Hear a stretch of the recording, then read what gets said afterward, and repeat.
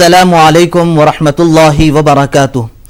میں زبیر ہاشمی پروگرام فرمان الہی کے ذریعے آپ سبھی ناظرین کا دل کی گہرائیوں سے خیر مقدم کرتا ہوں۔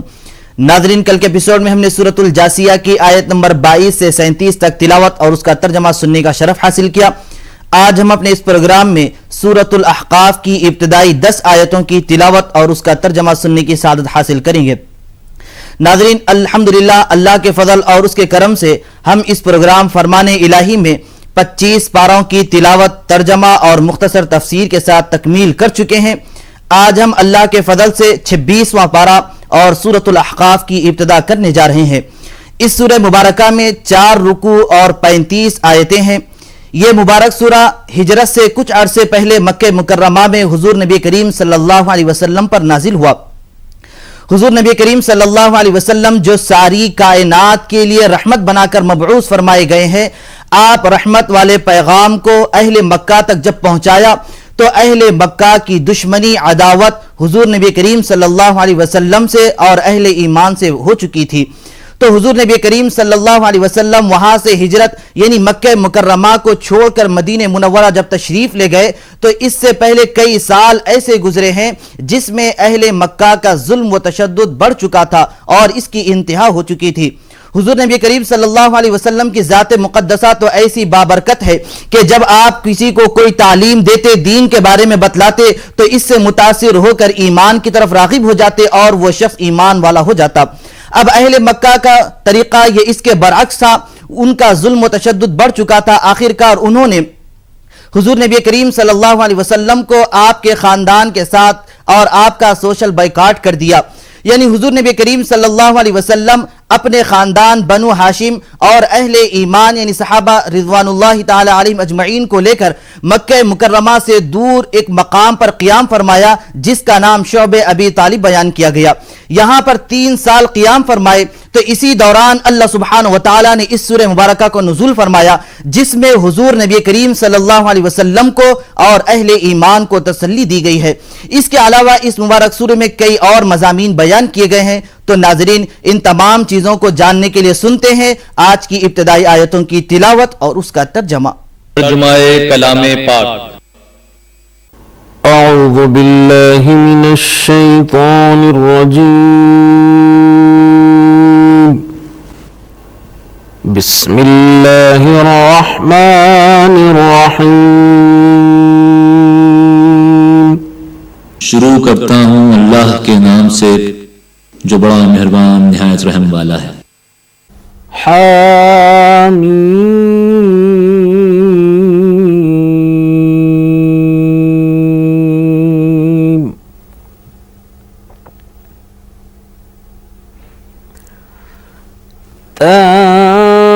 تنزیل الکتاب من اللہ العزیز الحکیم۔ حامیم، یہ کتاب اللہ زبردست حکمت والے کی طرف سے بھیجی گئی ہے۔ ما خلقنا السماوات والأرض وما بينهما إلا بالحق وأجل مسمى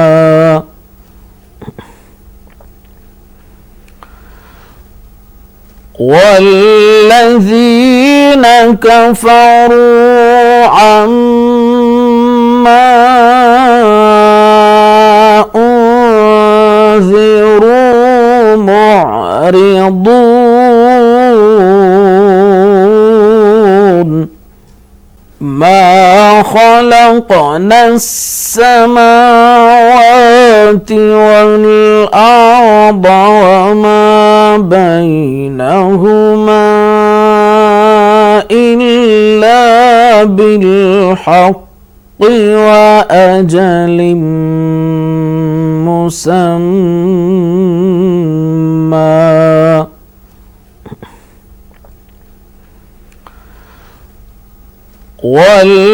والذين كفروا عما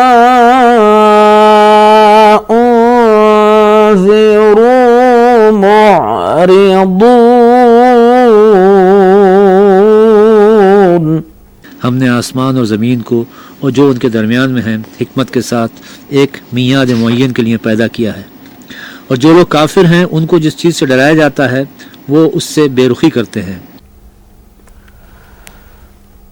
قل أرأيتم ما تدعون من دون الله أروني ماذا خلقوا من الأرض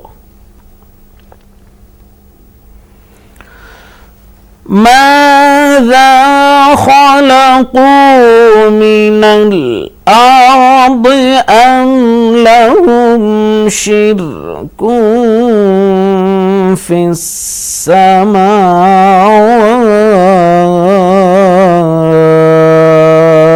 السماوات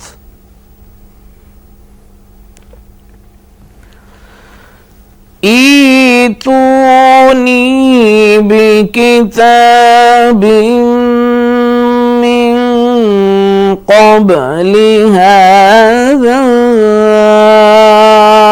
أو أثارة من علم إن كنتم صادقين।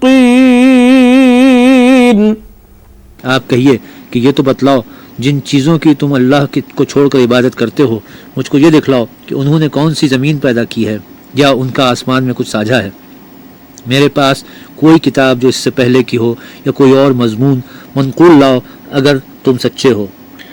ومن أضل ممن يدعو من دون الله من لا يستجيب له إلى يوم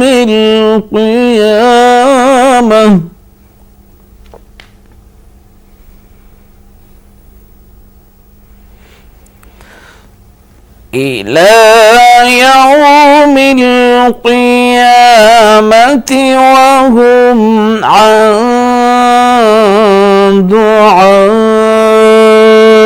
دعائهم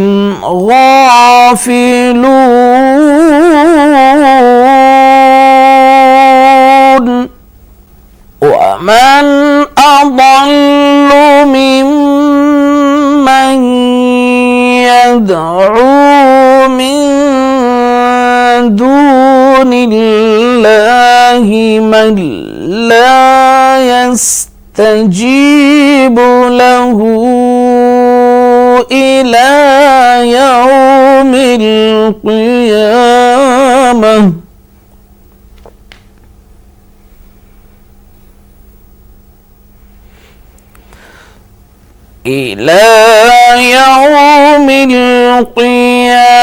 القيامة وهم عن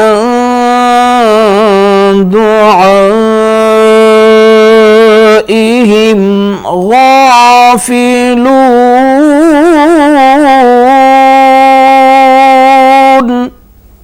और उस शख्स से बढ़कर कौन गुमराह हो सकता है जो ऐसे को पुकारे जो क़यामत तक उसे जवाब न दे सके और उनको उनके पुकारने ही की खबर न हो। नाजरीन, तिलावत और उसका तर्जमा जारी रहेगा। हम आपसे मुलाकात करेंगे एक मुख्तसर से वक्फे के बाद। प्रोग्राम फरमाने इलाही में आप सभी का खैर मकदम है। नाजरीन गिरामी, इस सूरह मुबारका का नाम अल-अहक़ाफ है, जिसके माना आते हैं रेत के टीले। बाज़ जोग्राफिया दान इससे मुराद बयान करते हैं कि वो रेगिस्तान जो ओमान से हज़र मौत तक फैला हुआ है। इस सूरह मुबारका में यह बयान किया गया है कि अहक़ाफ नामी मकाम पर कौम हूद क़ियाम पज़ीर थी, जो बहुत ही ताकतवर और बहुत ही मालदार और बेशुमार ख़जाने उनके पास मौजूद थे। अब वो लोग हुज़ूर नबी करीम सल्लल्लाहु अलैहि वसल्लम के जिस तरह अहले मक्का इनकार किया करते थे, इसी तरीके से वो लोग भी अपने नबी की दावत को झुटलाए और अल्लाह की वहदानियत का इनकार करने लगे। तो अल्लाह सुब्हानहू व तआला ने उन पर आज़ाब को मुसल्लत फरमाया, जिसके जरिए वो हलाक व बर्बाद हो गए हैं। अब यहां पर अहले मक्का को यह बतलाया जा रहा है कि तुम भी इस तरह इनकार करने से बाज आ जाओ, वरना तुमको भी ऐसे ही हलाक कर दिया जाएगा जिस तरीके से पिछली कौमों को हलाक किया गया है। और तुम्हारे लिए बेहतरीन वक्त है कि राह रास्त पर आ जाए और अपने आप को एक कामयाब व कामरान शख्स बना ले। तो नाजरीन, इसके मुतालिक और मालूमात हासिल करने के लिए सुनते हैं तिलावत और उसका तर्जमा। وَإِذَا حُشِرَ النَّاسُ كَانُوا لَهُمْ أَعْدَاءً وَكَانُوا بِعِبَادَتِهِمْ كَافِرِينَ।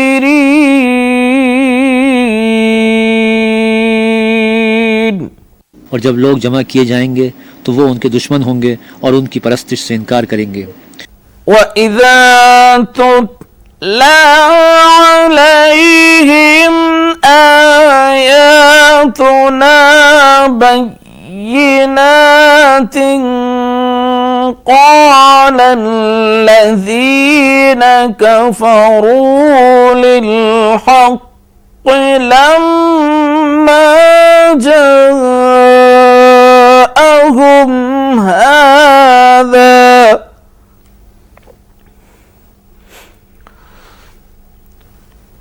قال الذين كفروا للحق لما جاءهم هذا سحر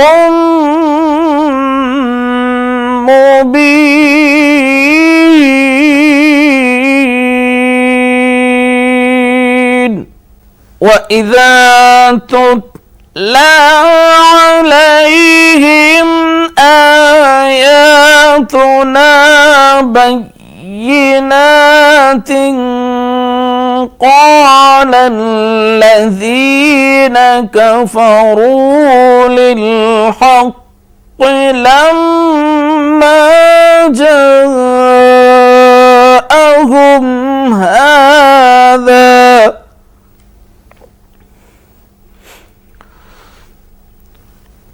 قال الذين كفروا للحق لما جاءهم هذا سحر مبين।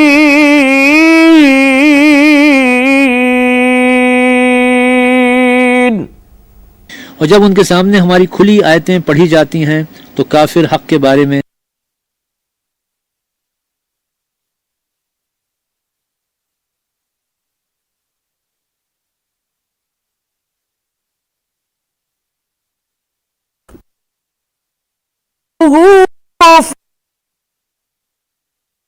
يكون لي من الله أن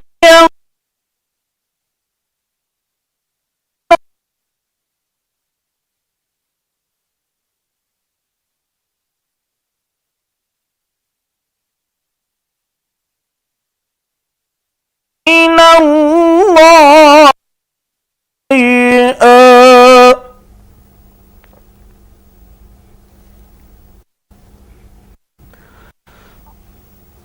هو أعلم بما تفيدون فيه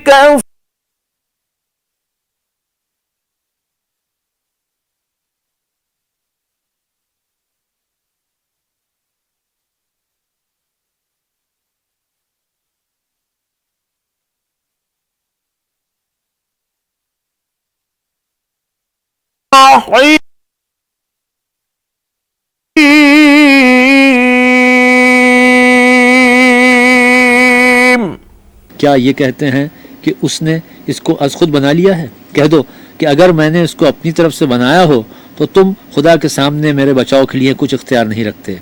वो इस गुफ्तगू को खूब जानता है जो तुम उसके बारे में करते हो। वही मेरे और तुम्हारे दरमियान गवाह काफ़ी है और वो बख्शने वाला मेहरबान है। قل ما كنت بدعا من الرسل وما أدري ما يفعل بي ولا بكم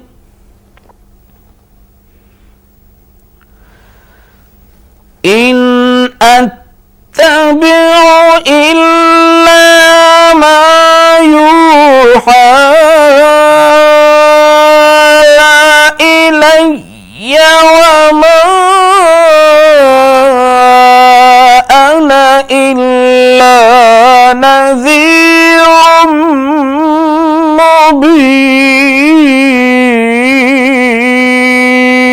مبين قل ما كنت بدعا من الرسل وما أدري ما يفعل بي ولا بكم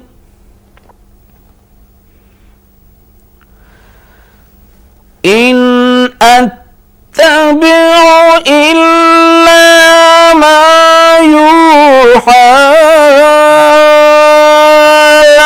إلي وما أنا إلا نذير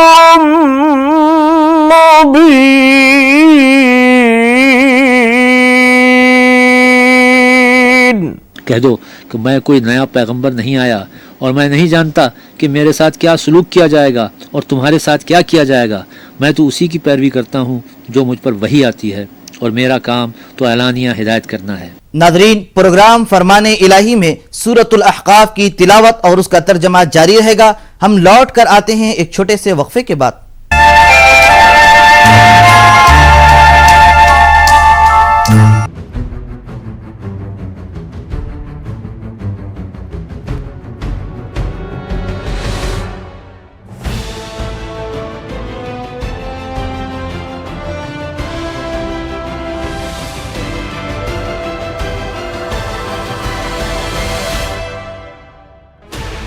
Sixteen channels, 15 languages.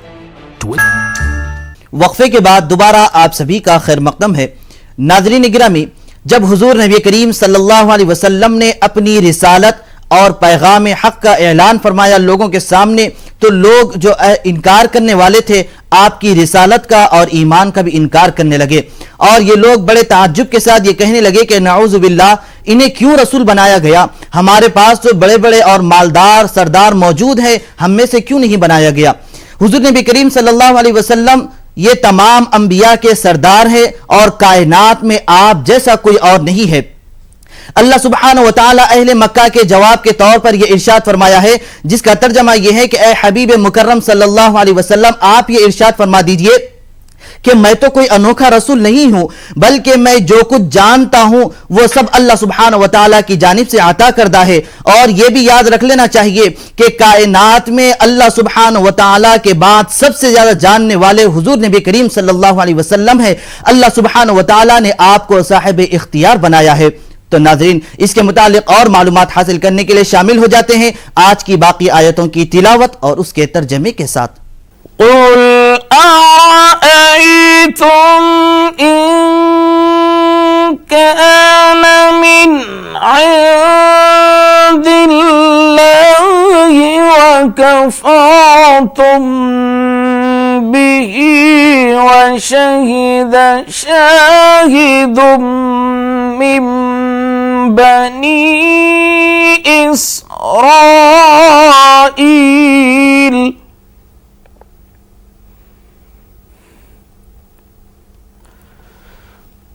وشهد شاهد من بني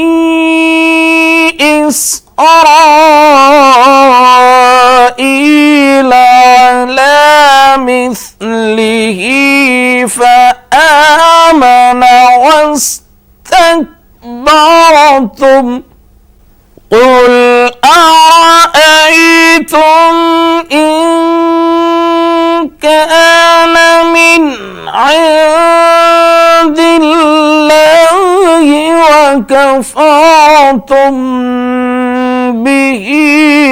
وشهد شاهد من بني إسرائيل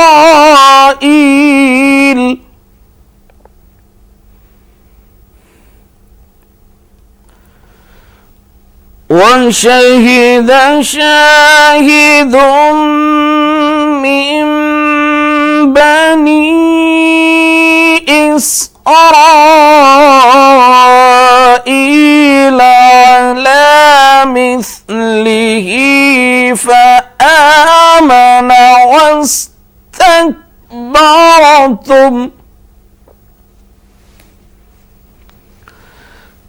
إن الله لا يهدي القوم الظالمين